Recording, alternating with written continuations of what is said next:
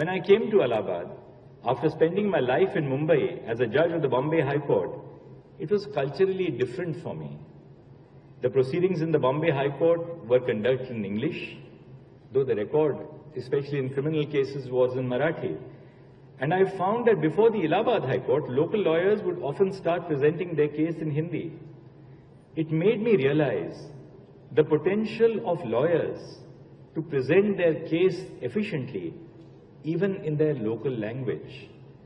When you hear a criminal appeal, and you are dealing, say, with a case of murder or assault, unless you understand in Hindi the nature of the weapon and the manner in which it was wielded, how will you understand the evidence in the underlying record?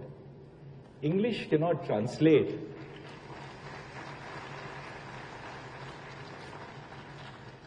English cannot translate the true love which a mother expresses to a child.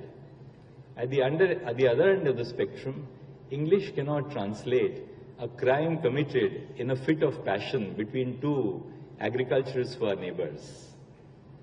Uttar Pradesh आकर मुझे एहसास हुआ कि लोगों के लिए उनकी जमीन कितनी महत्वपूर्ण है। मैंने देखा कि कानूनी भाषा में ताल या तलैया का क्या मतलब और महत्व है। इसलिए एक वकील को किसी भी कठिन से कठिन कानूनी सिद्धांत को सरल भाषा में आम जनता को समझाना आना चाहिए। इसके लिए हमें शायद कानूनी शिक्षा के तरीकों पर पुनर्विचार करना होगा। इसमें हम तकनीक का भी सहारा ले सकते हैं और विश्वविद्यालयों में आपसी समन्वय की अपेक्षा भी कर सकते हैं। कई विश्वविद्यालय मिलकर कानून के विषयों में से संबंधित टीचिंग मॉड्यूल्स सरल भाषा एवं क्षेत्रीय भाषा में तैयार कर सकते हैं। कानूनी प्रक्रियाओं और सिद्धांतों को हम ऑनलाइन वीडियोस के जरिए अपने छात्रों और आम जनता को समझा सकते हैं।